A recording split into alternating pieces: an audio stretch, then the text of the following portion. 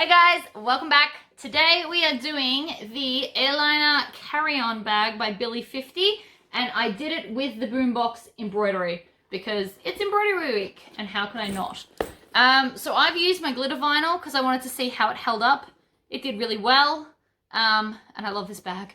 I actually think I'm going to keep it. I don't think I'm going to sell this one. I think it's mine. So if you'd like to see how I make it, please stay tuned. Alright guys, so for this project you're going to need a 5x7 hoop and a 4x4 hoop. If you don't have a 4x4 hoop, you can always just use the bigger one. It just means you're going to use more stabilizer. So I'm going to start with the 5x7 hoop, which is the top boombox part of the bag. So for this, I will be using tearaway stabilizer, and they call that because it just tears. So I only ever use and own two types of stabilizer. I use the tearaway, and then I use wash away for things like towels and freestanding lace, of which I will be doing one of those this week. So the way to hoop it is you always want it to be a bit of a drum. So you want to get it in nice and tight. Now with vinyl, I never ever hoop the vinyl because you don't want dints and issues, and you don't want it to get hoop burn. So hoop burns usually in the corners, and when it stretches the fabric, it gets like a shiny burn. So all I did then was, I've already got mine set, but this is the adjuster. For those that have never used hoops before, you can adjust this to be bigger or smaller. So most of the time I float things. So floating is like this when I'm going to put it on top. But you can put things under the hoop as well if you choose. So the first thing I want to do is mark with a pen the center cross points. So on the hoop, you've actually got notches that give you where to draw your center points. So you just line it up. This ruler is definitely overkill, but whatever. So now that I've got that, I need to grab my double-sided tape and the piece of vinyl we're going to embroider.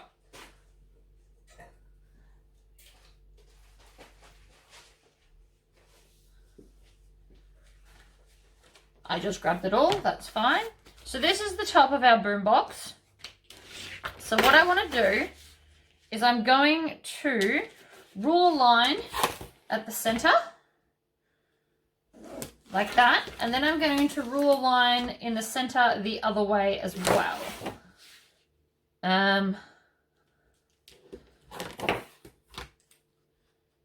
So that is there.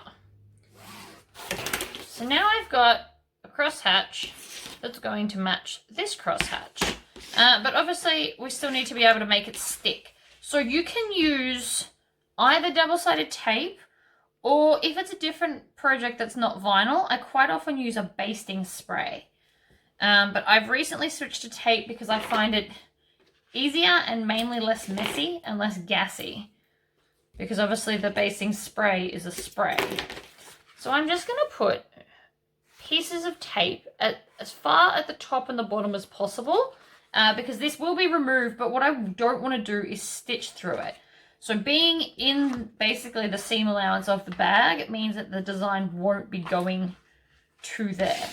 So now I've peeled the back off, I'm going to fold it in half, like this, and then I'm just going to line up those crosses.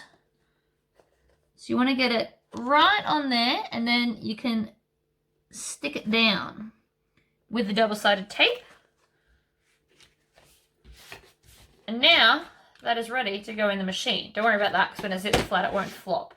If you're doing a different design and it's bigger, you can use some Wonder clips and just clip it to here so that it won't flop if you're worried. All right, let's go to the machine.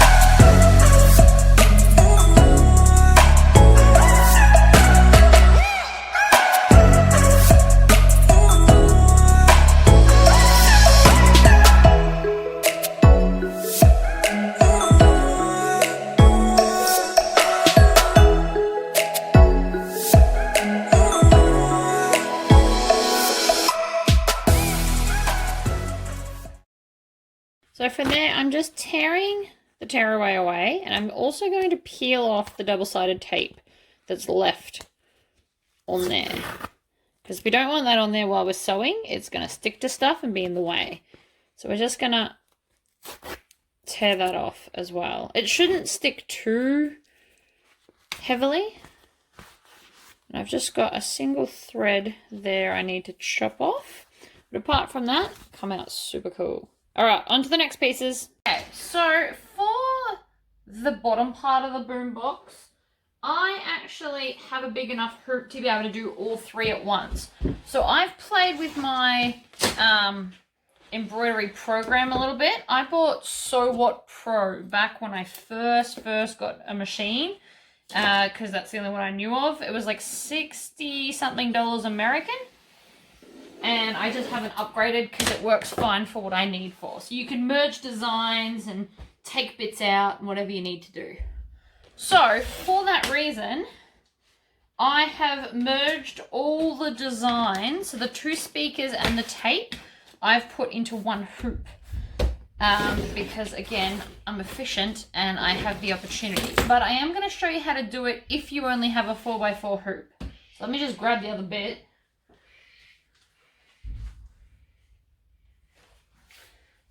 So the bottom bit is the thicker bit. Sorry, I just tripped over. So again, we're going to do exactly what we did before. So we're going to find the center. And I'm sorry, but they're doing bombs again in the background. So if you can hear that loud bang, it's not me. It's like kilometers away. All right, and so then again, I'm going to find the center, which is there, like that. So that is where your tape will go. So then what you can do is you work out how big the tape is, because it tells you in the design, and then you're going to measure out to put your speakers on the side of this. So I'm super lucky that I don't have to measure it, but I did have to do a lot of editing, so to join all the stitches to do all the same colors at once. It's very distracting. All right. So then this has to go in, I think it's this way, to do the length. So even though this is a 12x12 hoop, that is a 14-inch ruler. And as you can see, it is just as big as. So just because there's a gap here doesn't necessarily mean that it's a stitch area. They do that. So they always make the hoops a little bit bigger so that your foot can actually get around the edge.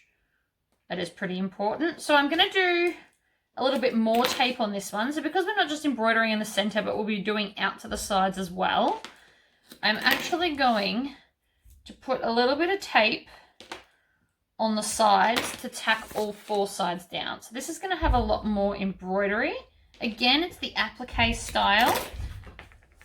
If I was doing this and the speakers and everything like a solid fill, I would actually put interfacing on the back of this and more tearaway stabilizer in there, because the general rule of thumb is for every 10,000 stitches, you should add another layer of stabilizer.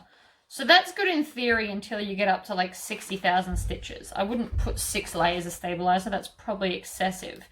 But if you're doing big, dense designs, just put an extra layer in here. Now, I just need to remember, I suppose it doesn't matter, I can flip it in the machine. So again, I'm going to fold it at that crease and then line that up right on that line. So this is the easiest way to line it up, I have found. In the many different ways I've tried to do, this is what works for me.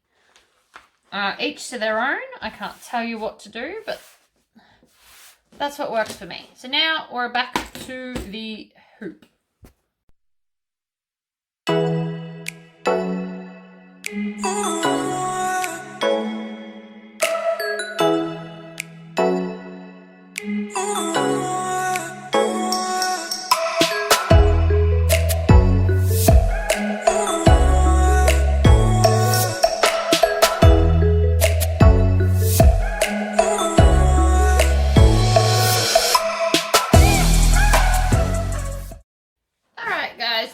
get into the sewing part of it. I'm just going to warn you now, I just broke my camera holder, so you may or may not just randomly fall off. I will obviously need to go and buy another one, but I'm in a bit of a roll, so later. And I don't know if there's anyone in town. So the first thing I'm going to do is take my top piece and one of my accent pieces. So I went with pink, obviously, if you see at the start of the video. I'm going to back stitch. Now I'm not interfacing this for two reasons. One, because I don't think I need to, and two, because I want to see how my new vinyl holds up. So this is just like my normal stitch length. I've cut these too long, that's okay. So I'm going to take my front one as well, and I'm going to do them, I'm going to chain stitch them. And the reason I'm starting with these is because I've got my heat press on and it's ticking and driving me insane. So I'd like to turn it off as soon as possible. So then we're going to take this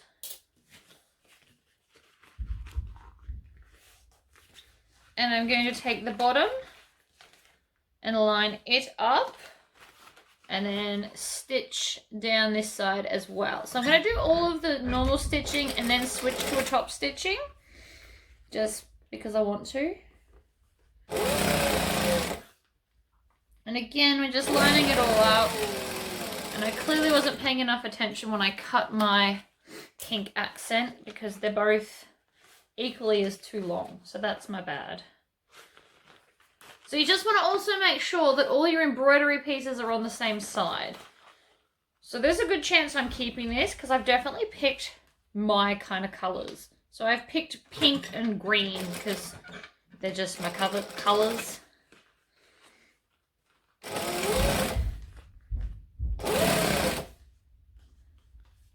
Not that I need another bag. I have so many bags. It's not really my point though. Point is they're going to look cool. Alright. Now I'm going to crank it up to 4. I want a nice long stitch length so that this looks fabulous. And I'm going to fold this accent panel out and down. And then I'm going to top stitch 1/8 of an inch and I'm going to back stitch.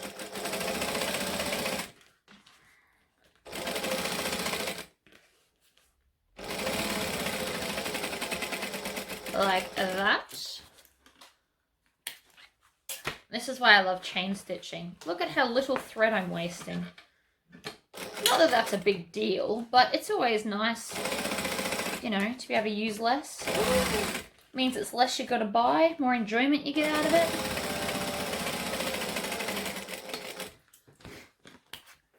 And the cool thing about the embroidery is you can kind of switch it up to any colours. So I did almost make these rings pink. I did contemplate it. You don't notice in the video because I recorded it so fast, but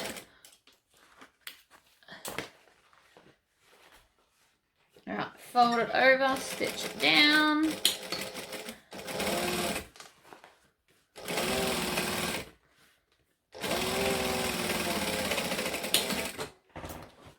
And then I'm going to take some scissors and just trim off that excess.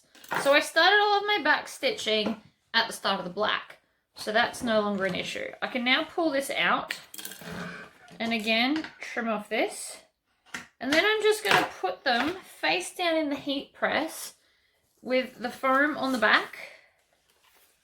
I've definitely cut something the wrong size.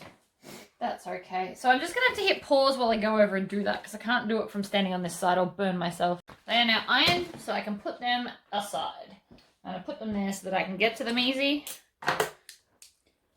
So the next thing I'm going to do is my crossbody strap because I'd like to get that over and done and then out of my way. So this is just some double-sided tape. It's just cheap stuff. Lots of people ask me what brand I use. The answer is whatever I can find that's cheapest. I don't use the fancy, you can get like fancy quilter's tape that don't gum up your needle, but I don't bother buying those. I don't really have that many issues with this machine. So I'm just going to peel off that backing And then slowly I'm going to pinch that together and then push down so that that's approximately directly in the center. That's how I do it. If you saw my pre-cut video and you're new to bag making, you draw a line down the center and then you can just push it up to that line on each side. I find that this line is distracting while doing it this particular way, so I don't do it. I really want to pair this black with like Star Wars. It reminds me of a galaxy.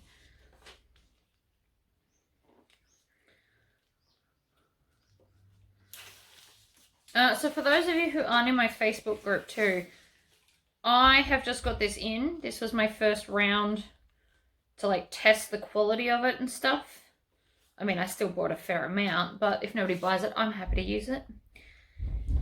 So I've got black, the pink, blue, white, and silver. I was supposed to get purple and not pink, but I don't know. The color that they said they showed me is definitely purple, and this is definitely pink. It's not even like a pinky purple, but whatever. Alright, throw that in the bin. I left my bin over there. Oh, I actually got that in. That never happens. We're just going to keep folding along. Like so. As you can see, it sticks down nicely. If you're worried, you can actually just kind of crease it further on the edge of your table. Obviously, don't use it if it's covered in splinters or something. You don't want to wreck your vinyl. But that just kind of flattens it out a little bit more for you. So now I'm going to take my accent panel and start with the folded under edge. Oh my goodness. It's so loud, guys. I don't know if you can hear it in the video. Unfortunately, I can't do anything about it. Perks of being on an army base, I guess. Alright, so I'm just going to hold this over the center and stitch it down. If you're new to sewing, you might want to put some double-sided tape down the center and tack it down. Or if you don't like using double-sided tape because your machine doesn't like it, you could use Wonder Clips and clip it like every inch and a half. I used to do that when I started until I got my confidence up to not do that. I also need to make sure this isn't going to hit the camera. Because even though it's thin, it's actually quite stiff, which is nice.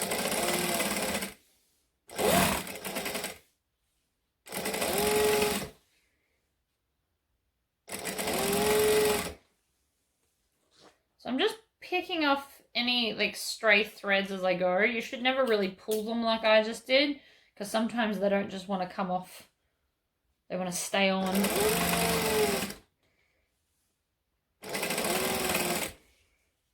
And I'm going to tuck under that raw edge at the other end and making sure that I can't see any of it.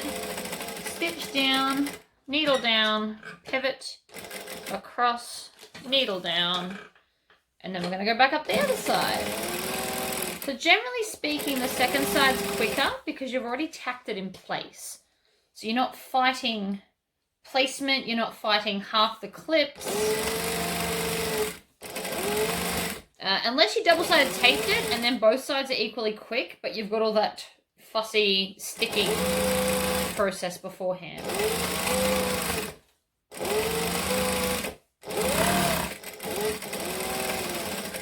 Time-wise, I think my way is the quickest. Double-sided tape is like the most accurate because you can place it all before you stitch. Alright, so I'm going to take my strap adjuster and feed it up one side and then down the other. Like that. Now I'm going to do my X. I'm really enjoying doing them lately. I don't know why. I used to just stitch across or I used to put a rivet there. But this month I like drawing X's. Who knows why. So I'm going to stay on my same long stitch length. And I'm just going to stitch, I always stitch the top near the metal first. because that's usually the hardest bit to do, and you'll know then that your X can't go up any higher than that. Okay, so the X is now on. So I'm going to put glitter side up and thread one swivel clip on, and then I'm going to go back through my strap and then on the other end, and again I'm going to do the X because I think it's pretty. You could just stitch straight across. You could just do two little lines 1/4 inch apart straight across. You could do a rivet here instead. You could do 2 rivets down. Actually, 2 rivets would have been cool. I should have done that.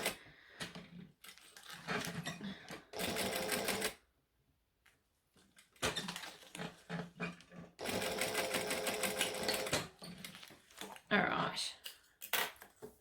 Trim all that off. And the strap is now done. So we can pop that aside. Down there with the rest of it, I guess. Okay, so now we're going to do handles because I want to get rid of all these littler pieces.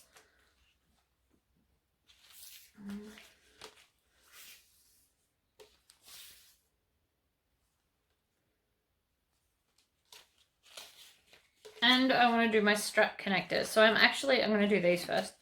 I want to top stitch through the center, or like either side of the center, because I think it's going to be a nice accent on the black. But again, you don't have to do this. So if you're a beginner and you're terrified of top stitching, that's okay. To be honest, top stitching is where people see the most mistakes, because it's top stitching and you usually do it in an accent color. But sometimes you can skip it in certain places. All right, peel off the backing. I'm going to throw it on the floor, which is naughty, but I forgot the bin. I literally recorded the prep video and then went straight into this, so it's fine. I actually couldn't decide if I should put the embroidery in this part of the video or the other part of the video. I chose this one, obviously. You would have noticed. It was right before this. Because technically it's part of the prepping of the bag, but it's also part of the making. It's like that fine line. So anyway. Right, so now that I've done all of that, I'm going to put the right side up and I'm going to top stitch 1/8 of an inch from the center. Now I can eyeball this because I've been playing this game a while. But if you can't eyeball it, you can just use a Chaco pen. So this is literally just filled with chalk dust, and it's got like a cool wheel that deposits it. So you could just put like a chalk wheel line and then line that up in the center of your foot and stitch either side. It doesn't have to be 1/8. You can literally do whichever kind of size you want. Oh, and I just ran out of bobbin thread.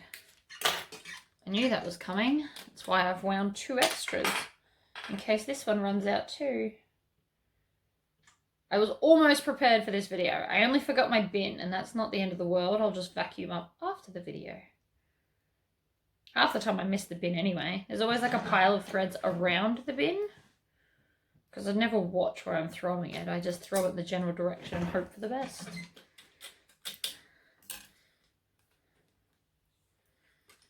So now that I've started the top stitch on this, you've got 2 options. You can unpick it and then go again, or you can go into the hole before, forwards, back into that first hole you just did, and then continue on. Like that. But before we stitch back the other side, now's when you want to trim off those tails so that they don't get caught up when we stitch the other side.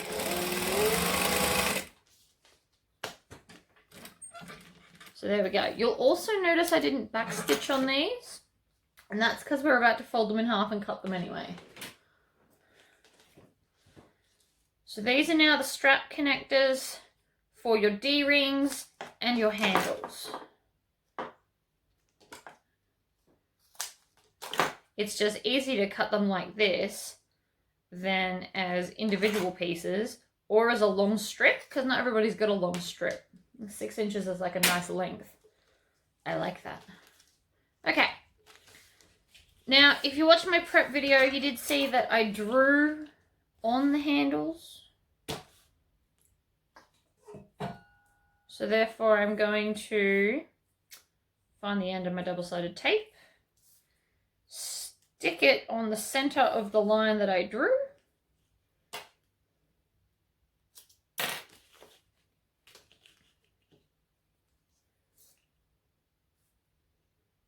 and they're just cute little short handles, and I kind of like that. All right, smooth down the double-sided tape and then peel off one side and stick it down.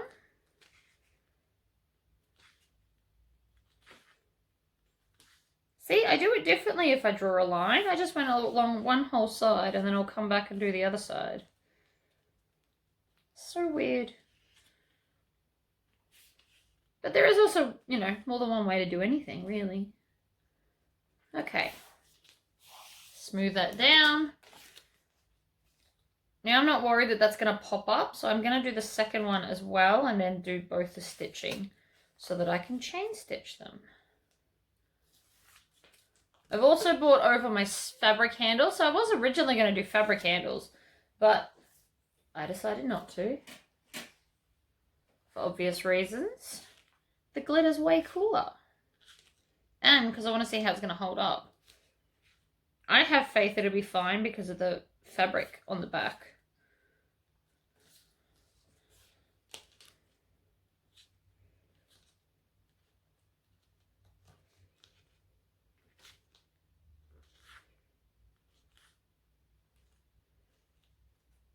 Okay, so that's that one. So now I'm just going to take my accent glitter and stick it right in the center. Now again, if you're a beginner, stick this down with double-sided tape. You can get different thicknesses. So for this particular instance, I have this really thin one that's only 6 mil or 1/4 inch. So that would be ideal in sticking this down, while not having any double-sided tape stick out the side of the accent.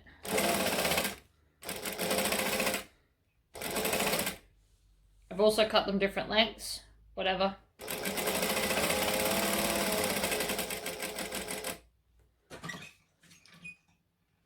I'm going to stitch across the end because this is a handle and we will see the end, and then back up the other side and then across the short bit. I usually start on the short bit, but you can technically start wherever you want. Start halfway down if you wanted to. All right. Glitter accent. Oh, I'm so childish.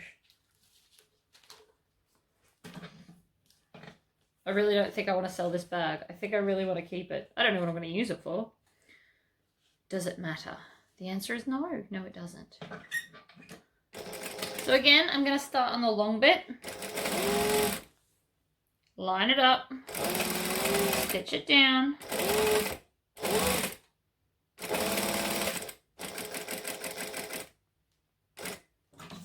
twist, and across the bottom.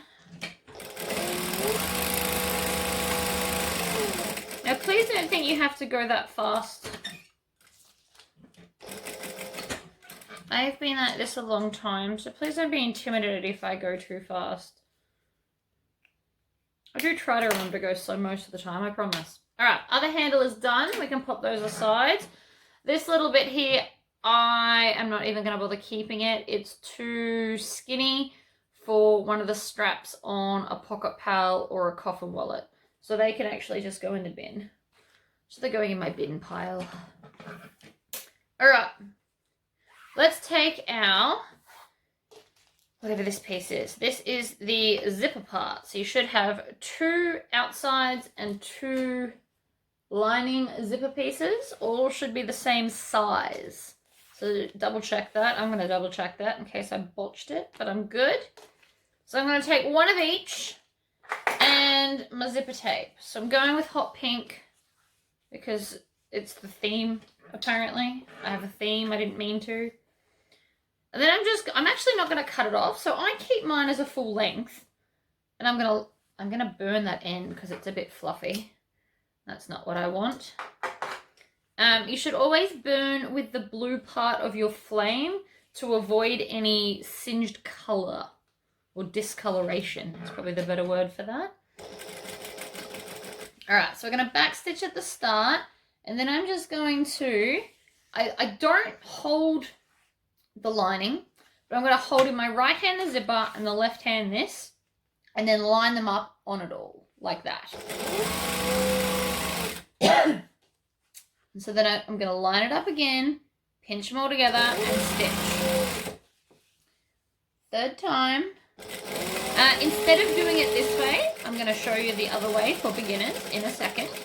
I'm going to backstitch to there. And before I cut this off, because I can't get my scissors in there yet, I'm going to fold back just the glitter vinyl, put it back up to my decorative stitch length, and top stitch 1/8 of an inch from the seam we just did. So I'm just finger creasing it before I get there. Now with my needle down, I can take my, where are my zipper scissors? Oh dear. Use your zipper scissors, not these ones. But so because I'm using my good ones, I'm getting it all the way up the back so that I don't have any kind of issues down the front. All right, chop that off and now continue along. Always try and stop with your needle down. You can actually buy machines that will do that for you. Well worth the investment, in my opinion. All right, to the end and then back stitch.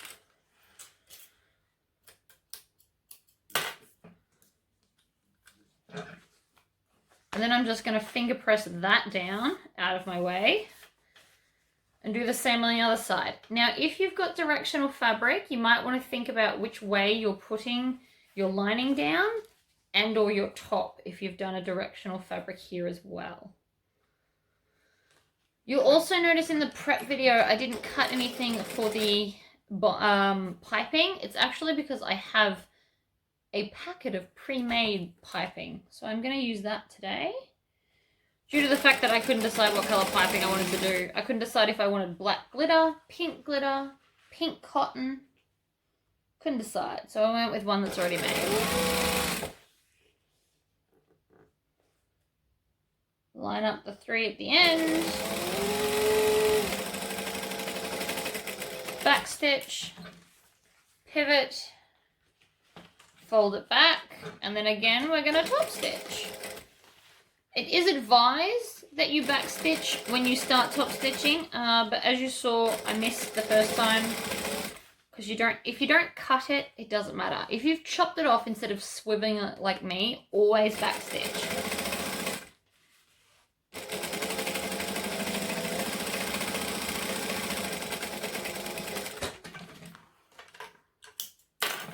Okay, so now I'm going to take my zipper heads. I swear I had 3 here. No? Okay then.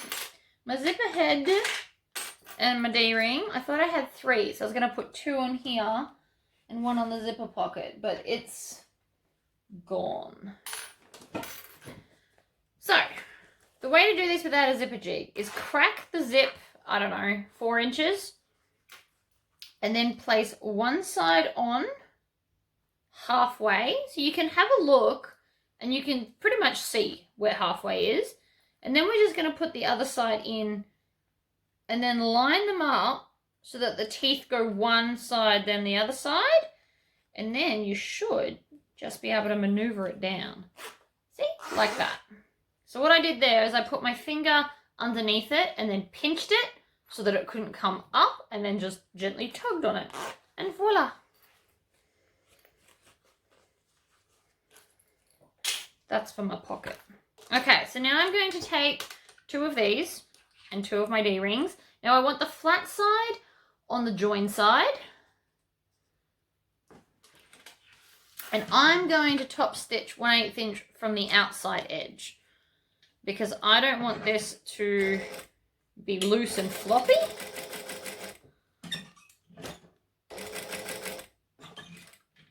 Needle down, pivot, and then down. So you don't have to do this step either. Again, it's more top stitching.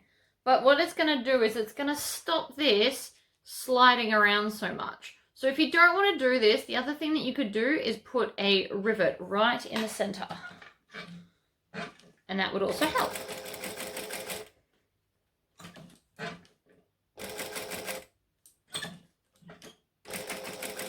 And then backstitch. Now, if you're on a domestic machine and you're worried about thickness, perhaps make these out of fabric instead of vinyl. Okay. So that's those two. Then we're going to grab our gusset pieces. So you should have one in the outside with your foam attached, and then you've got your one with your lining. So before I try and put these on, they're going to get in the way for what I'm about to do. So we're just going to skip that bit.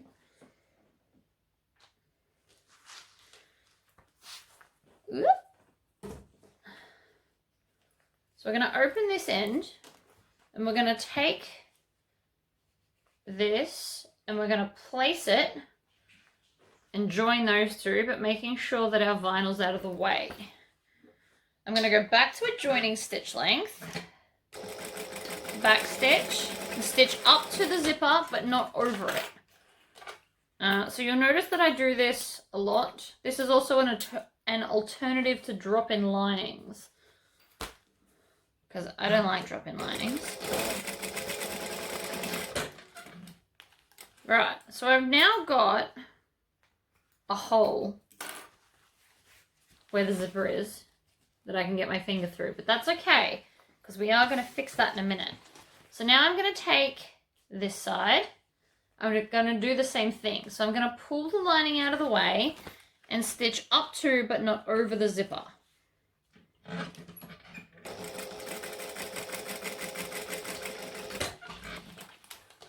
My dogs are knocking on the door. I can hear them.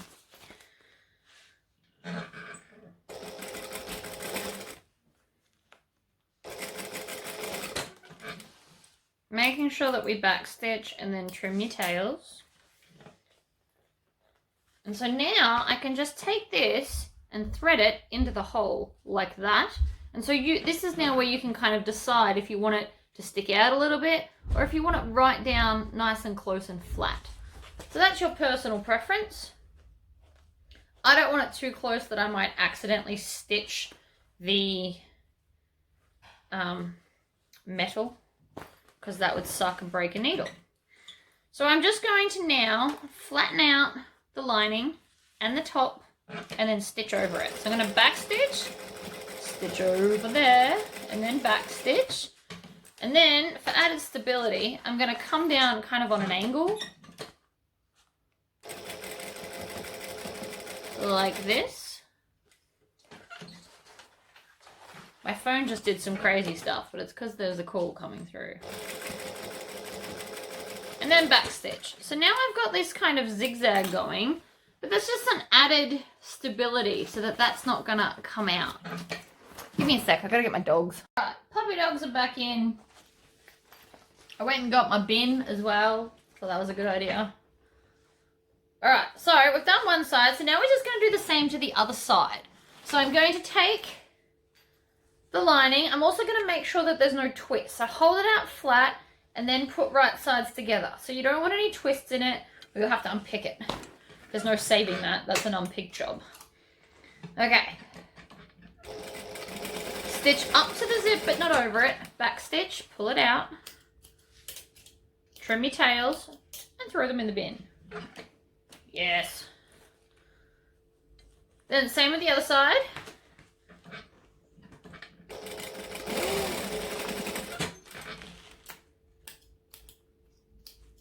I think my snips are starting to go a bit blunt, but that's okay. I can deal. All right, so again, make sure that there's no joins on this side.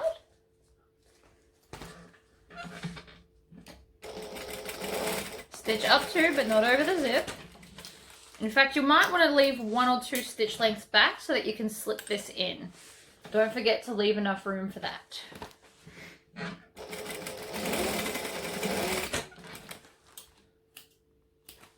Yep. Okay, and so then you just want to copy whatever you did to the other side. So slip it in like that, and then look at what we did there and copy it. And then we're going to lay all of the pieces flat, and I always do the lining side down, back stitch, join it up, back stitch, needle down, pivot, and then we're going to just do that angle thing again to give it some more stability, because you will be carrying the whole weight of the bag from here. And you don't want it to slip out. So that's just like some added extra stitching. Instead of 1 line, you've now got 3. Okay, so that's that bit done. First thing I'm going to do now is zip it open. Like that, because we want to be able to get in later. And then you can put that piece aside as well. Zipper pocket is now where we're at. So we're going to fold it in half and draw the zipper box on. Now, because I haven't laminated my pattern yet, I haven't got the box I can just draw. So I'm going to do what I always do and measure 3/4 of an inch in from each edge and then draw my box. I'm not sure if the patterns that size are a little bit bigger or smaller. Also, this pen's nearly dead. It's not ideal. Okay, so I'm going to take one of my pieces, decide which side I want up, but again, it's non-directional, so it doesn't really matter. And then I'm going to place it kind of in the middle. I'm still on a joining stitch length, so I'm going to stitch down, back stitch.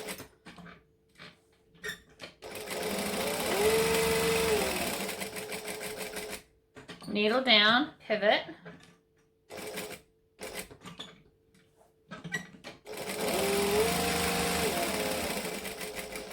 Back stitch.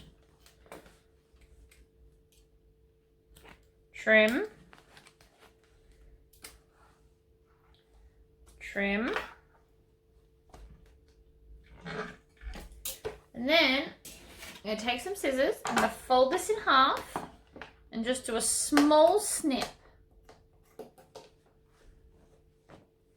And then you can get your scissors into the center and then cut up to about 1/2 inch from the end and triangle out your corners. Now, if you've got a rotary cutter, you could rotary cut the center and then just use the scissors to do the triangle parts. Whatever you prefer to do. Okay, so now that we've got these little triangles, we're going to take that pocket piece and push it through the hole like that. And then I'm just going to flatten that seam.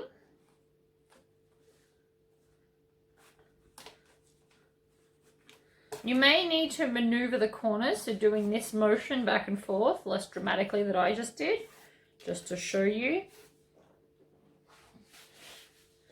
And then again, I'm going to cut some zipper tape that is the length of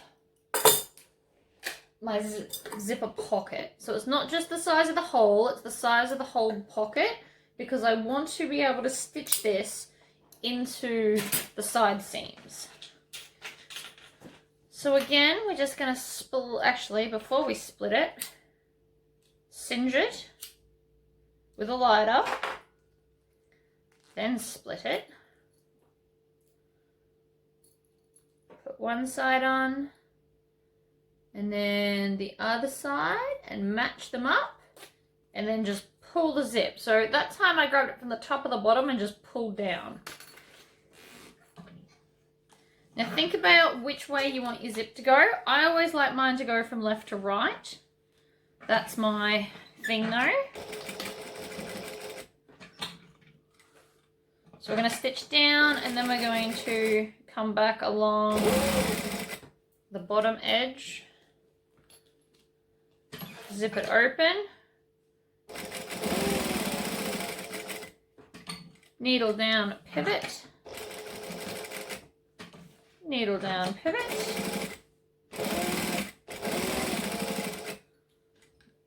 Zip it back up so that the zip is not in the way. You don't ever try and sew past your zipper because it'll warp your stitches. And while your customer or your friend or whoever you're giving the bag to may not notice, you will forever know it's there. It might bug you. Okay, so I folded it in half and now I'm just going to peel back this so I can stitch down the side. To be honest, any seam allowance is fine so long as you stitch the zipper into the seam. So you can do 1/4 inch, 3/8, 1/2 inch, whatever. Just make sure that you backstitch at the top of the bottom and then trim your tails. And zipper open. You're going to need it open. Okay, construction time.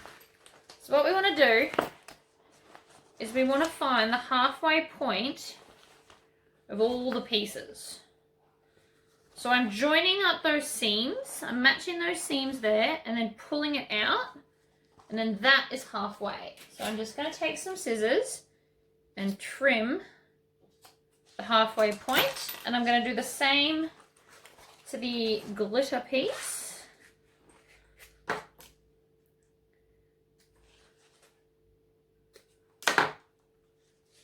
And then I'm going to do the same to the top pieces where the zipper part is. Match the seam, pull, pinch, snip.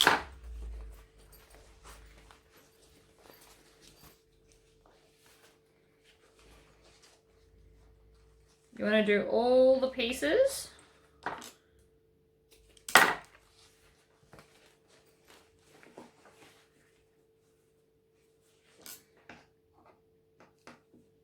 So what I'm doing here is I'm just laying it flat, and then that's where the halfway point is for that one. And then same with this. So fold it back so it's in line, and then you can see your snip and just make another one. So there we go. All our pieces there have now been snipped.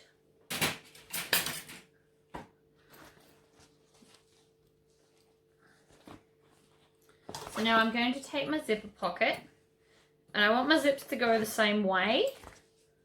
So I need to think about that. So they're going to end up over this side. So this is the side I want, but I forgot to find the center of this. So we're going to fold this in half. Where are my little scissors? Back here from embroidery. Fold it in half. Find your center. Fold it in half. Find the center. Do this one while I'm at it, and I've got the scissors out. Center. And center.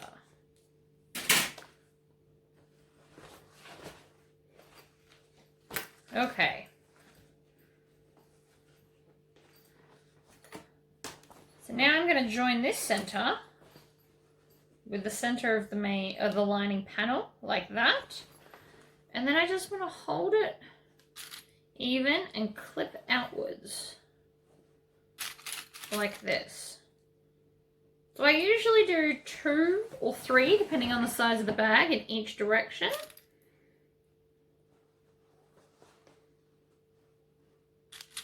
So you don't want to start on the curve yet. And so then we're going to make sure that there's no twists in this, and we're going to grab this piece and do the same at the bottom. So we want to line up the top and the bottom, and then we can just fit the rest in.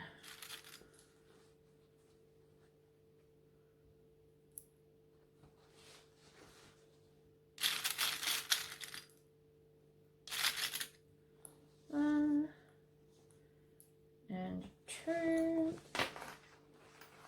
So now, how I do the corners is I pinch them with my thumbs, and then I pull the rest of the gusset with my other finger to find where it's going to line up. I will do that again to show you on the other side. but it's how you can evenly place all of that excess. Now this should be tight but not impossible. Because we didn't stitch all of these together, this should actually be relatively easy to do. Now you always want to remember that you want this seam excess to point towards the bottom of the bag, never towards the top. Never works out if you do it that way. The sides sit out funny. Everyone, it sounds like lunchtime's over for the people with the big guns. They've started again.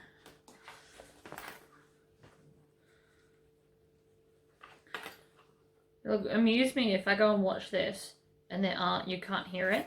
So I'm just being dramatic over nothing. Last week they did them so close my windows were shaking. It's pretty intense. Alright. So I always put more clips in the corner because I don't want it to shift.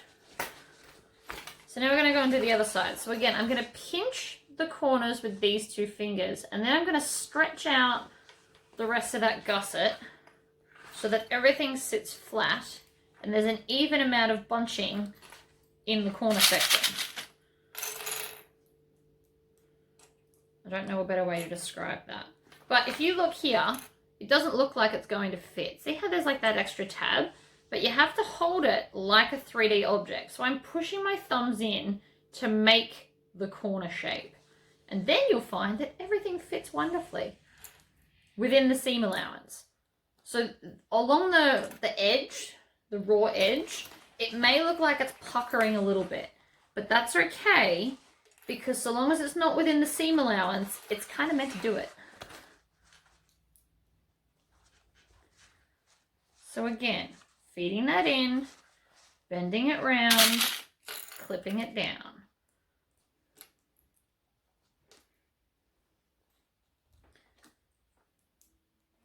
So that is now that side clipped on. So now we've got to stitch it down. So I'm on my 2.5 stitch length. And I'm going to do gusset side up. I always suggest starting on a straight bit because it's easier. But it's your world, so you do you. Oh, I don't know what happened there. Genuinely couldn't tell you. My thread had a moment. So if this keeps persisting, this problem with my thread breaks, it means I've got a burr somewhere. So if this does this again, I'm going to change my needle. I thought I still had like one whole bag to go before my time was up on this needle, but if it's going to misbehave, it's not worth 35 cents the needle cost.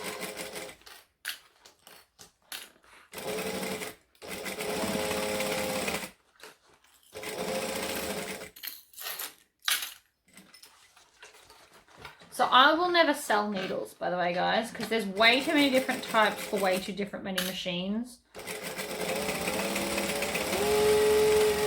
I'm quite happy to get mine online.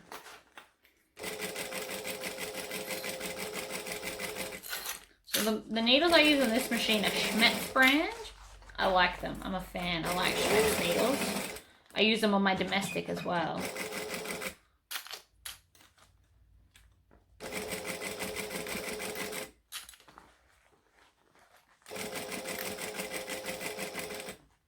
Needle down, reposition this last little bit, and then back stitch when you get back to the start. Trim those tails of where we had to start and stop again. So now you want to check on the inside to make sure that nothing has kind of snagged anywhere. And then if you're happy, we're going to go ahead and trim off a lot of that excess fabric. So this is going to help it bend around those corners nicer, so it's going to be neater. And it's also going to sit flatter in the bag for you because there's not as much bulk in the corners fighting it. It's always good to trim this off. If you've got zigzag scissors or pinking shears, whatever you prefer to call them, you could use those right now. They'd be very handy. Mine have reached the point of true blunt, and I'm not sure if I can get them sharpened. So I'm going to have to see if there's a knife / scissors sharpen a person and then see if they can do the pinking shears.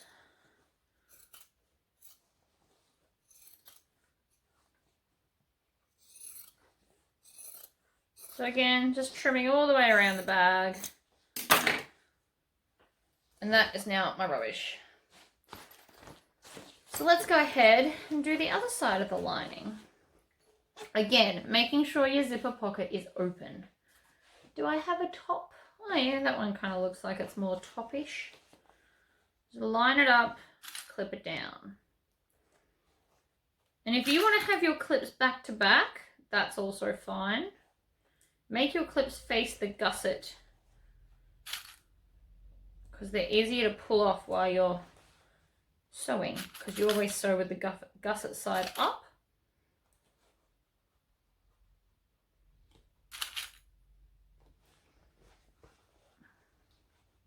And then do the base.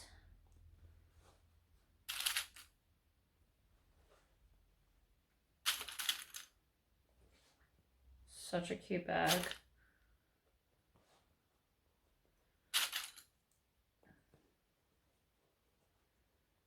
And so far I've had no issues with the vinyl, but the final outside joining will be the big test. Alright, so thumb and finger, grab the corners, push out. You also want to flip that over so it's out of the way of what we're doing. And then pull tight. And voila! That's where that sits. I know it doesn't seem like the, you know, fanciest method, but I promise it works. And then for that excess, we're just going to push it out so it's got the 3D object going on, and then clip that down too. Whoopsies. Next corner.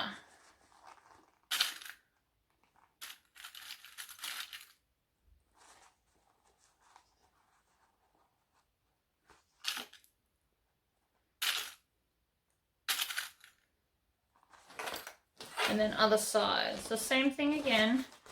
Pull this down out of the way. Thumb and finger.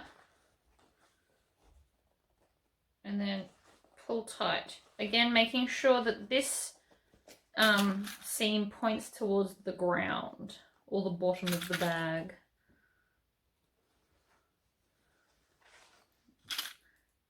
It'll just have that side streamlining more when we go to put the outside on later.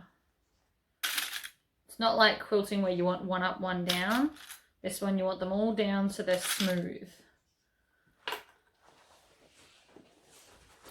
And then we're up to the outside. So we've still got to put on our knobs and things, which I'm just using different size rivets and bag feet because I have a lot of them.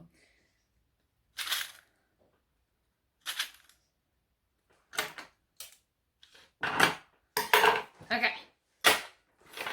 I don't know why, but I always start at the top. It's just my thing. I don't know. You don't have to start there. Start wherever.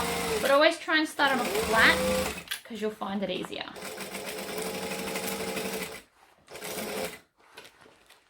Then we're just pulling back this.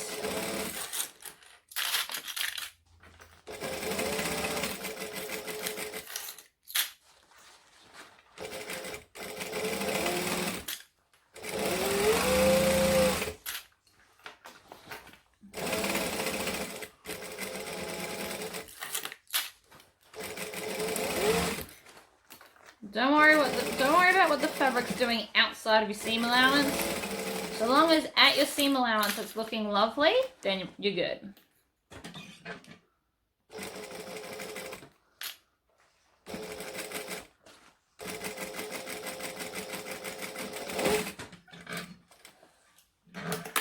Awesome. And so then again, open the bag, check your corners, make sure they're all nice and not puckered or anything.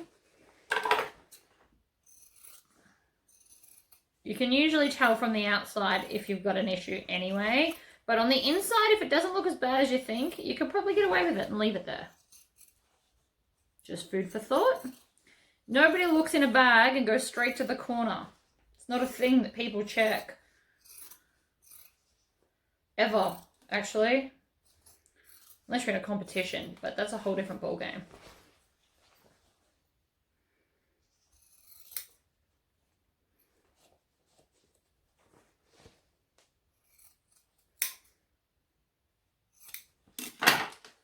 There's the first bit.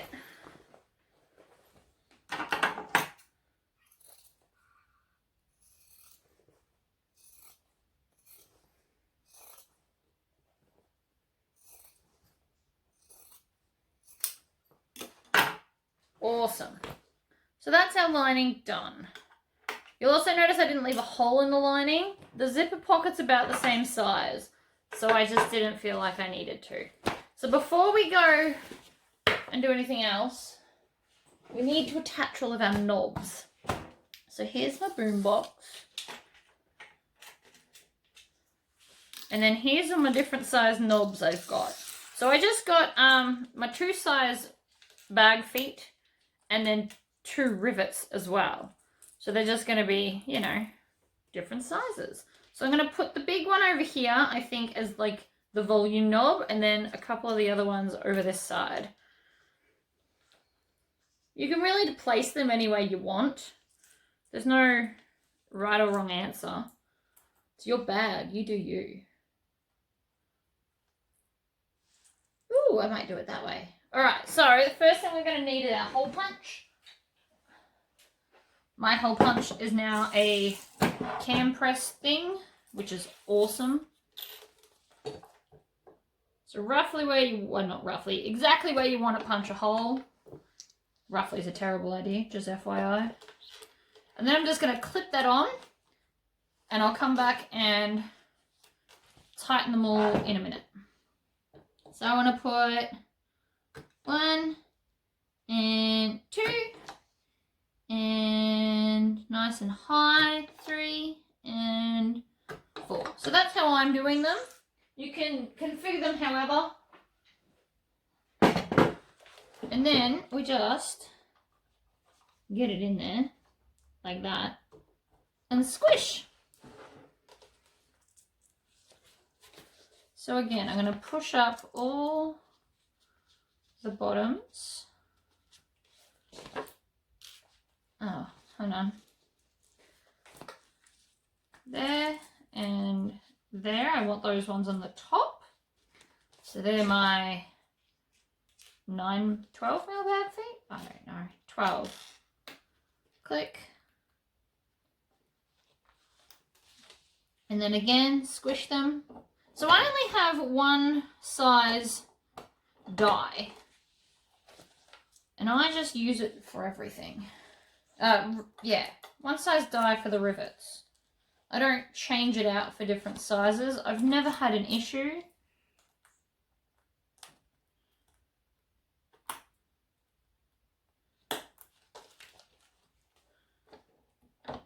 One, 2. I'm going to put a 3rd one in because I've got a 3rd one. So again, just stab a hole. You can actually stab from the front if you wanted to, and then put the cap on the back when they're rivets. When they're the bag feet, you obviously want the dome part out. So there we go. We've now got knobs. Yay!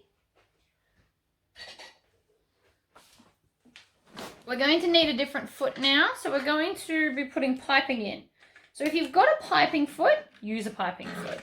I have a piping foot, but to show you how to do it without one, I'm not going to use it. So mine is a metal piping foot, and I've put Teflon tape on the bottom of it. I love Teflon tape. I did a 4-minute video on Teflon tape. I bought some, hoping that it'll work, and it's pretty cool. So if you want to make bags and you can only find metal feet for your machine, you can put the Teflon tape on the bottom and it helps it glide over the vinyl with ease. It's like a weird brown colour. So I think it was 13 Australian dollars for the whole roll, and you use like this much at a time because that's how big your foot is. So I think it's worth it. Now, for beginners, and I'm going to just do it because it's also just good practice. because I'm sewing black to black and I don't really want to see any stitches popping out anywhere, I am also going to change my thread to black. So I don't need this anymore.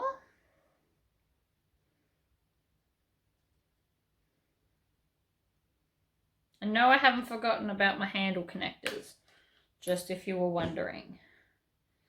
I'll do them in a second, but I'm just changing this over to black now. Also, if you've ever seen me do a video and change colour, I don't rethread my entire machine. I actually just stick the old colour on and tie it here before all of the complicated parts, and then just pull it through, but not through the eye of the needle. You'll wreck it or snap it or both.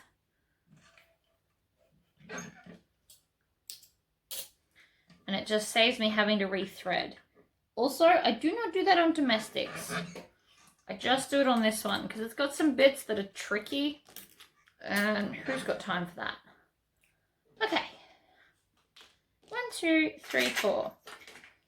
So you want to think about where you want your handles. I want my handles to be underneath the, what's it called? Piping. So I want to stitch these down, and then I want to stitch the piping. Or do I want to stitch the piping and then these? That's the real question. I think I might do these now. So another thing you could do is, if you didn't want this conundrum, is you could actually just rivet them to the bag, but I don't want to do that. So where's my center? I'm going to need to find my center anyway, so I'm going to do it now because it's also going to help me place the handles. So I'm going to do handles, then piping.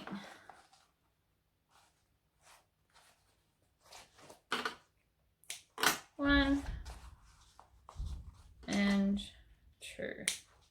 Now I've deliberately not put any interfacing here because I'm testing the strength of my vinyl. So this might be a massive flop and I might botch it royally, or it might be awesome. We just never know. So now I need to place my handles. I need to make them even. That's something you need to think about. So I'm going to use this. Then I'm just going to stitch them within the seam allowance. In fact, I probably don't even need them that long, so I might make them a little bit shorter and have them overhang.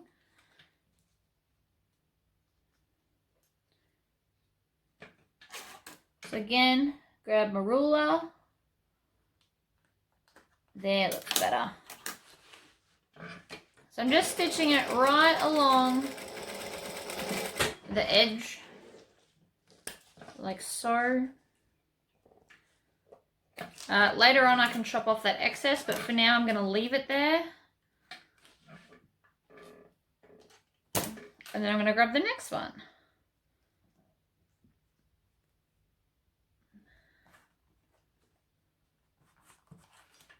I just want to make sure that they're evenly spaced. So to there.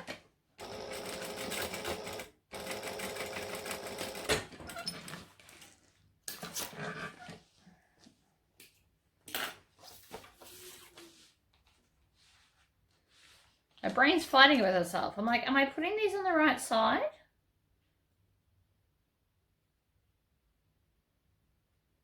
Or do I want piping first, or do I want handles first? My brain can't decide. It's fighting me. If I put this here and then that over the top.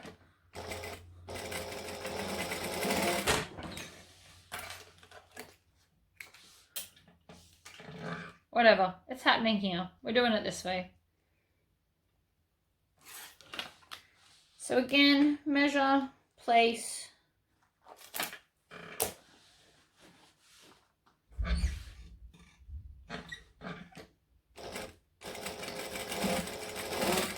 Okay.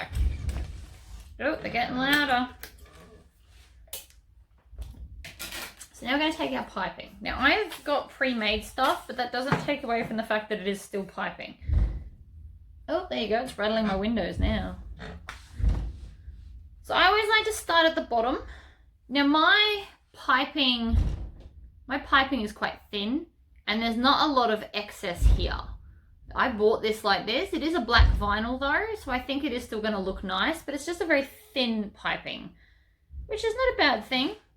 But I just want to make sure that I'm going to stitch it at the seam allowance. So you need to work out your seam allowance, and then I just want to stitch 1 stitch thickness back from the final thing.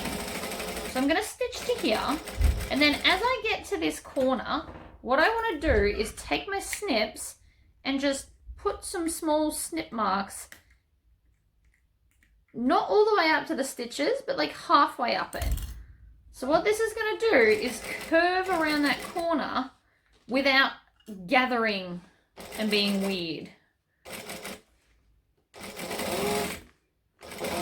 So again, I'm not trying to get right up next to the vinyl yet. That's the next problem. So again, I'm getting up to a curve, so I'm just going to make some clips so that it's going to sit around that corner nicely. Now you can do this if it's cotton or vinyl or whatever else you want to make your piping out of.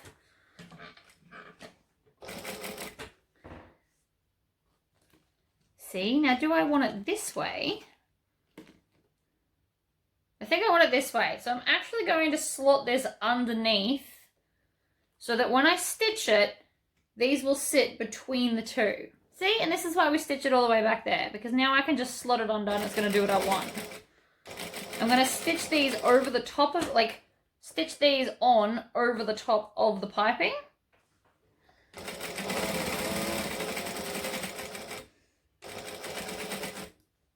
And then again, when we get to the corner, I'm going to snip this. So I am going to slot it underneath so that these are going to be between the piping and the top of the bag. See, this is why I was fighting with myself.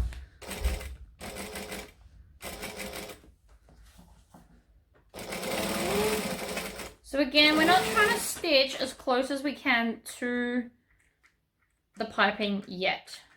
If you do that first, it's going to be really hard to hide these stitches when you're trying to join it.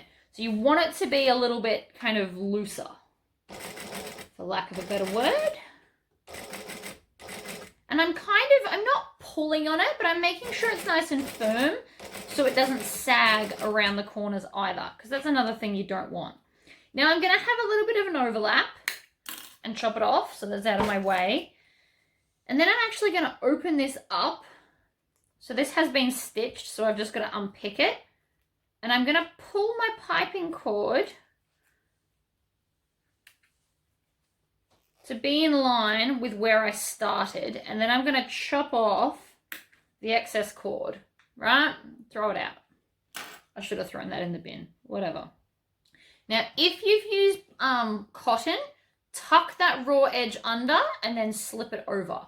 If you've used vinyl, you can actually just slot it in, line it up, and off you go. But again, we still want to make sure it's nice and taut. We don't want it to be kind of floppy at the join. That would also suck. So you kind of want to pull on it a little bit, make sure it's wrapped around, and then backstitch. Cool. Side number 2.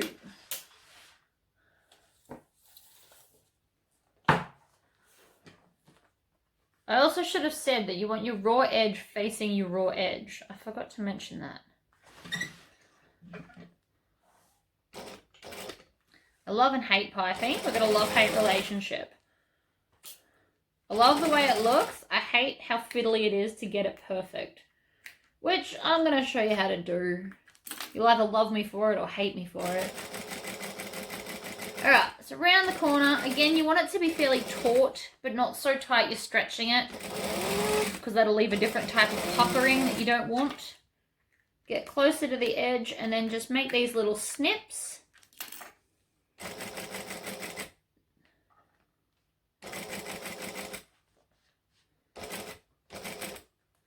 needle down, up and pivot. Underneath this,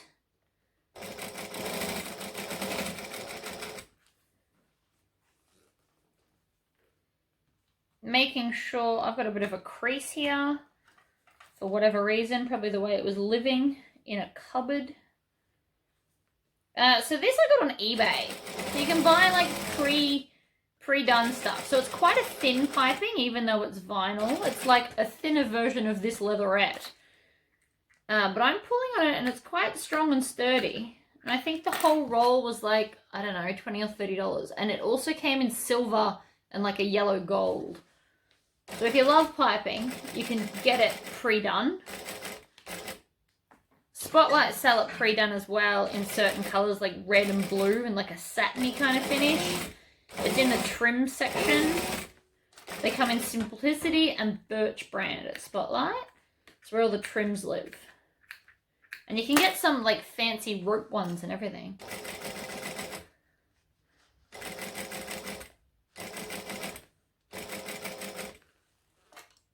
Alright, so we're going to get closer and then we're going to trim to there. Maybe, maybe not. Put that back in the drawer. And then again, we're just going to unpick a little bit so that we can chop it off and overlap it. So this is true for any piping, whether you've made it yourself or it's a store-bought one like this. And then you just want to run the other bit of fabric over this one as well. Like so. And backstitch. Right, piping on. Now the fun bit. Oh dear, I'm running out of battery. Hold on. That took longer than expected. I needed to get an extension cord and I had to find one. Not that it's any time difference to you, because I paused it. Okay, so, because I've only got one zipper pull, you want to think about which side's the front. The answer is this one. That way. So this is where we want the embroidered one.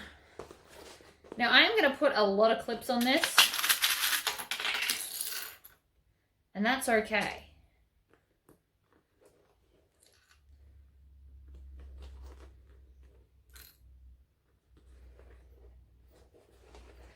So we're going to do the same thing we did before. Clip, clip, clip. Up to the curves and then come and do the bottom.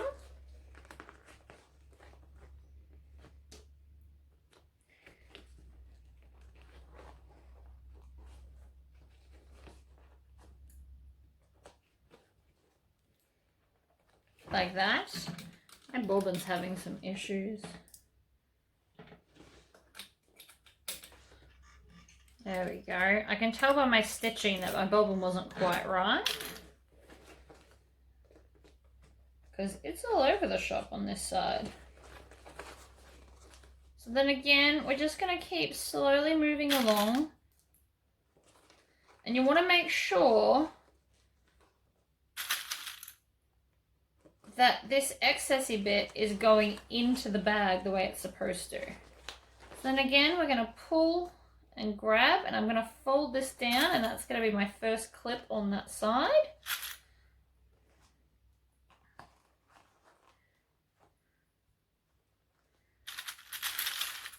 And then down. Now, piping takes practice. So if you flunk it on the first go, don't feel bad, because so did I. But you all got to start somewhere. And being bad at something is the first step to being good at something. Because at least you tried. You can make this bag without piping though. So if you don't want to play that game this week, that's okay. Skip it. Just join the bag, continue on your merry little way.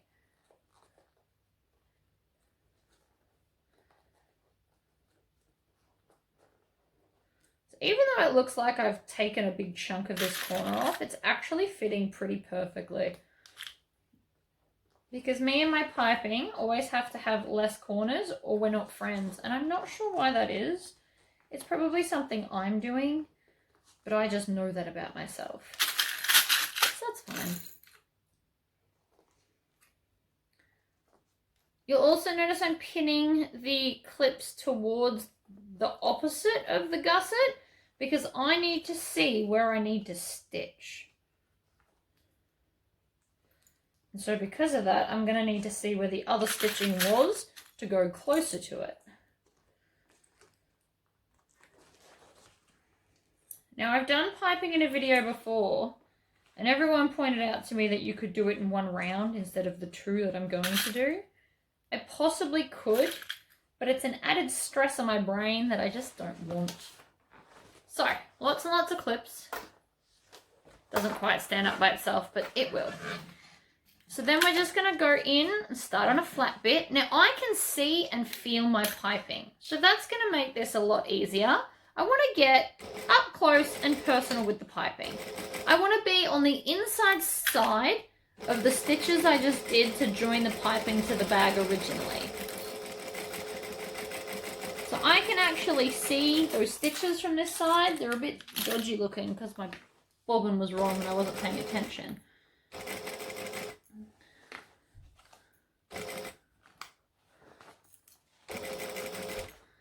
Now corners are always the trickiest bit, so I will be going back and doing a second round in the corners.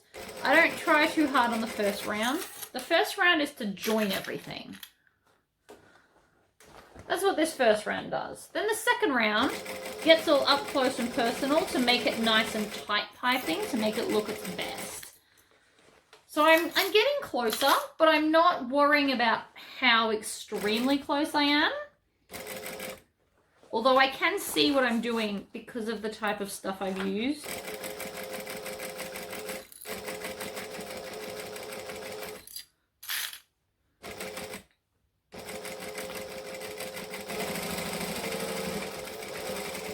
You also don't want to sew over the piping to the point where you sew it into the seam and can't see it. So you better be too far away than too close. If you've got the option to be one or the other, be further away than too close. Because you can always come in and do a second round, whereas otherwise you're going to have to unpick it. Nobody likes unpicking.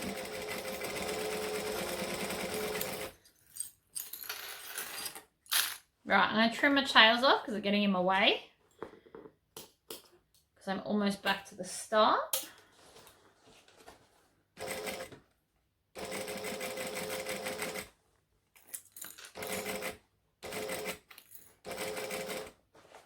Right, so I can see that this corner is going to need some more up close and personalness. But for a first round, it's pretty close. It looks nice, even though it's a smaller piping. But I can still see it doesn't look round, it looks a little bit long, right? So I'm going to go back in now and do a second round, one stitch closer again, just to make that really, really tight.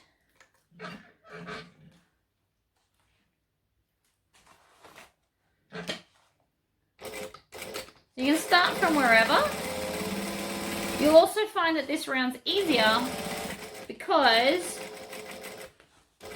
you're not worrying about the clips. You've already done the clip thing.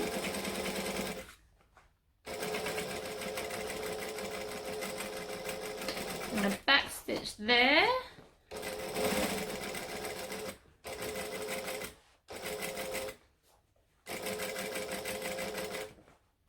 I'm going to make sure that that D-ring's out of the way here because I can feel that it wasn't.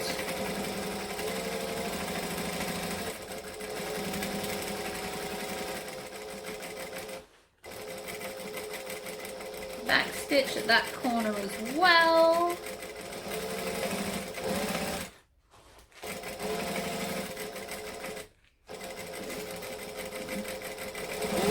Alright, so that's closer again. Now if you need to, you can do a third and a fourth one just to get it nice and close. So I'm going to take my scissors and I'm going to trim off this excess because I don't need it.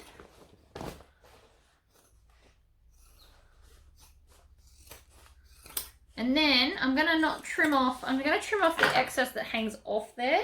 But I'm also going to come back here and I'm going to do that same thing where I stitch forward and back. Because this is a weight-bearing section. They're the handles. So I'm going to go just back and forth over the handles until I feel comfortable that it's nice and strong. So how many times is entirely up to you. My usual is 3 to 4. But if you want to zigzag and evenly space it, you are welcome to do so. Oh, I love it. All right. Last side, guys. Oh my god, I just had a panic attack then, a mini one, and thought that I had forgotten to hit record again after I plugged it in. I was like, no, I don't want to have to talk to myself.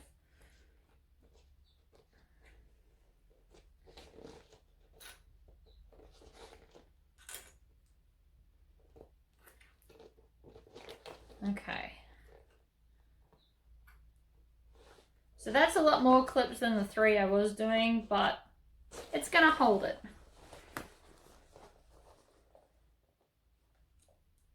So then again, clip, clip. I'm gonna do each side of these ones because obviously I can't clip over them, they're too tall and I don't want to trim it off yet.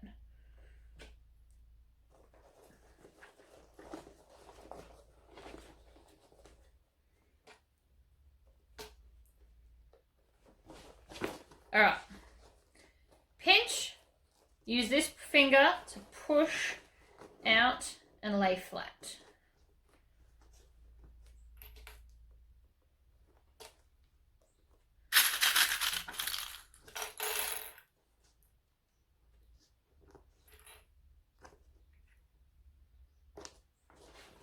And then just work yourself around the corner.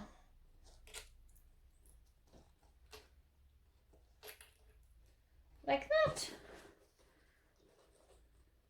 Next corner.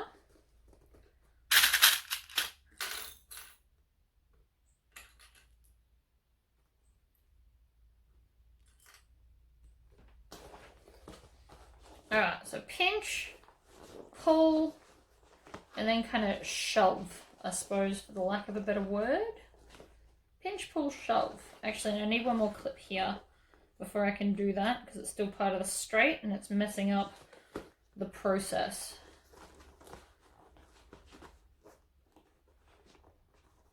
There. So you just kind of maneuver it until it feels even. I don't have a better tip for that except practice. Because you've got to remember it's a 3D object. So by doing that and pushing, you're actually pushing it out to its 3D shape, or at least closer to it. And this is sitting quite lovely.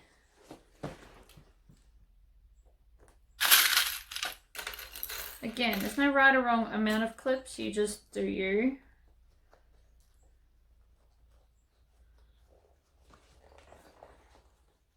Maneuver that to there.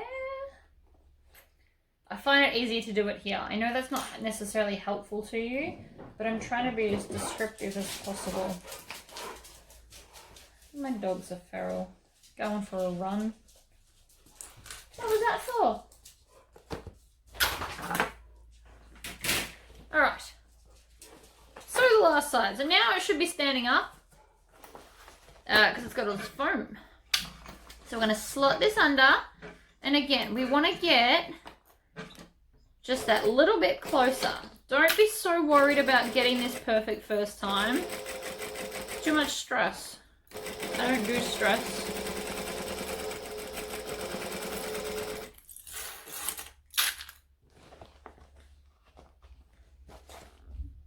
And you'll also notice I'm now going to start lifting it up because it's a 3D object and we're going to treat it as such.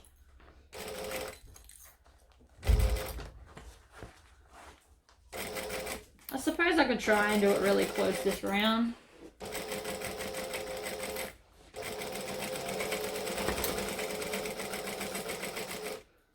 Alright, clean up my clips. And then next edge.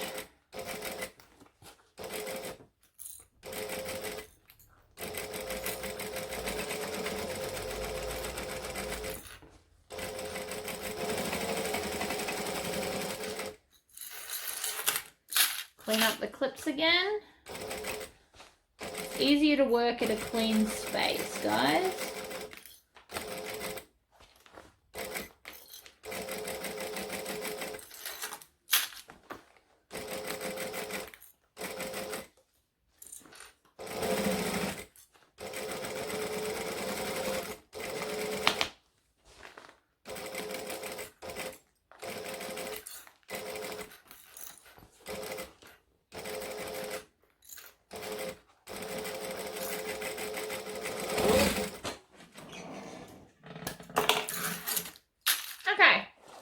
I am going to check inside my bag and see how I went. So you can just kind of pull it out. I actually got very close. So I'm quite happy with that.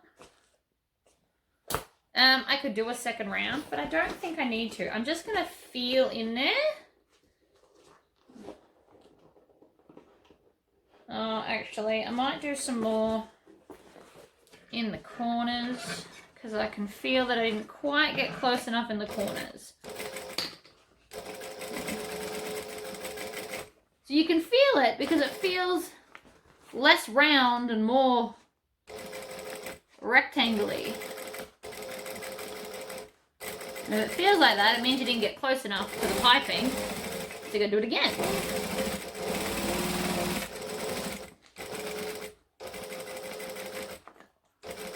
So you want to like be almost stitching on the piping for this final round. I say almost. You don't actually want to stitch on the piping because then you'll lose it in the seam.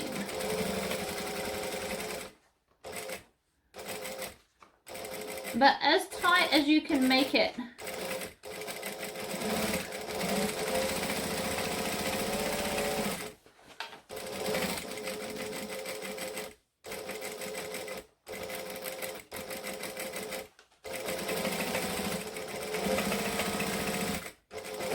There we go.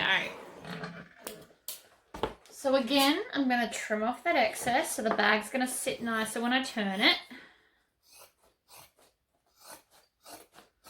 It's not needed there anymore.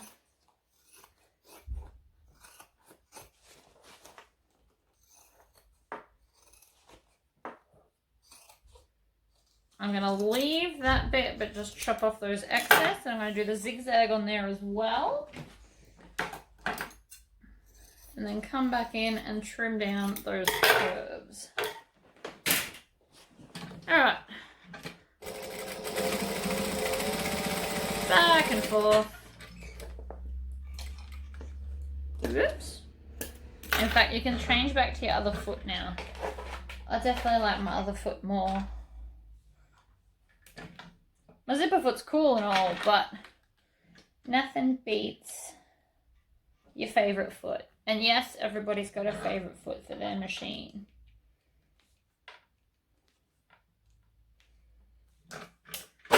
For quilters, I imagine it's their 1/4 inch foot. For me, it's my Teflon foot. Okay. Trim off your tails. And then I'm going to reach my hand into the zipper pocket and I'm going to grab this corner. You can kind of just grab any corner and pull it through the bag. Now, I'm not going to be gentle with this because, again, I'm testing the sturdiness of the vinyl. So I kind of want to be extra rough, to be honest. So I want to see if it's going to tear. I don't think it will, but I'd prefer to do it to me before than after. Ha, ha, ha. This bag is awesome.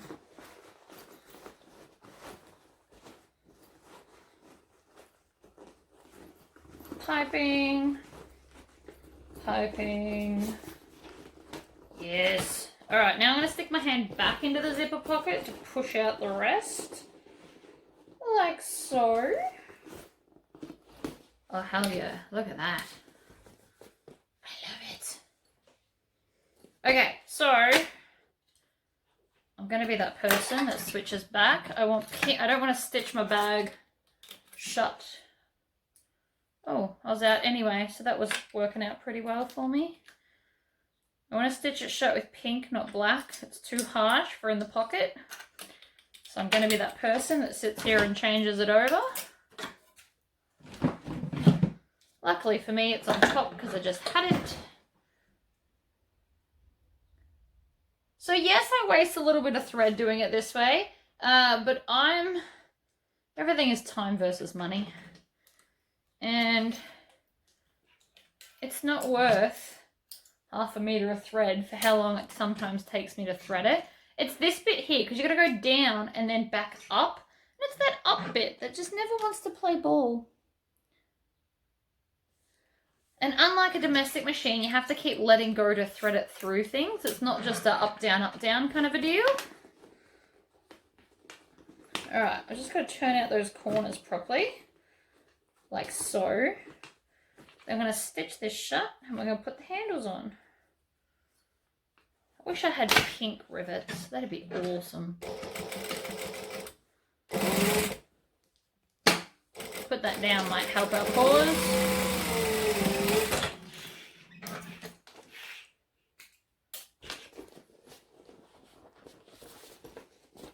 So cute. Alright. Handles. We need this back.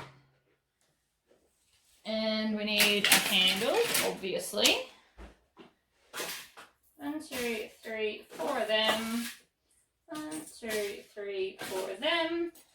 And then the other press. Okay. So I'm going to do what I always do and measure them. Because it's glitter vinyl, I'm going to use a permanent texture to make the dot. I think it's going to be easier to see and easier to do because pen doesn't necessarily always want to mark everything. So I'm measuring 1/2 inch up and then 1 inch up from that mark.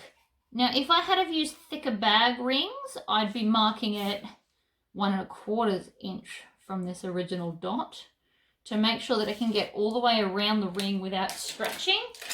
Because if you're stretching it, you're more likely to damage it. Alright, let's punch some holes. Make sure you've got the back of it sitting on your table, otherwise it'll rear up like it just did.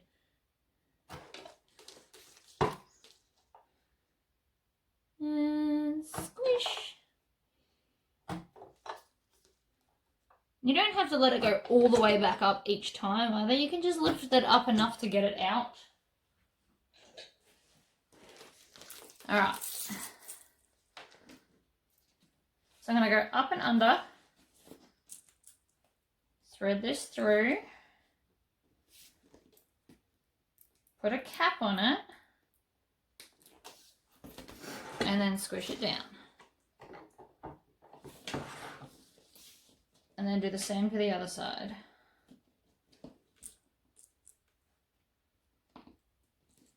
I definitely do not regret the glitter handles. They look awesome.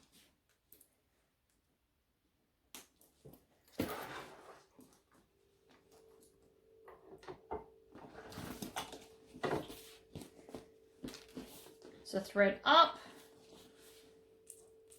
So I want my glitter strap to be on top, which is why I'm putting it this way. Some people actually do it in reverse, where it's got like a hidden bit underneath, which sometimes also looks really cool too.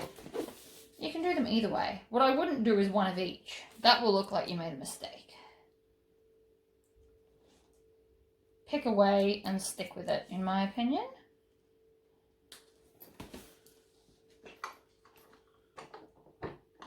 Alright guys, that turned out cool as. I didn't have any perforations of my seam. I've got a thread sticking out, but that's a different story. I'm really quite happy with that. And then I've got my strap that goes across here. It looks a little bit puckered. I've got to kind of fiddle with it a little bit. So it looks like it's puckered here, but it's actually not. See? It's not puckered. It's just, with piping and vinyl and stuff, it just needs to have some shape given to it. But I think that come out wicked. So thanks for watching, and I will probably do another video tomorrow. Bye, guys.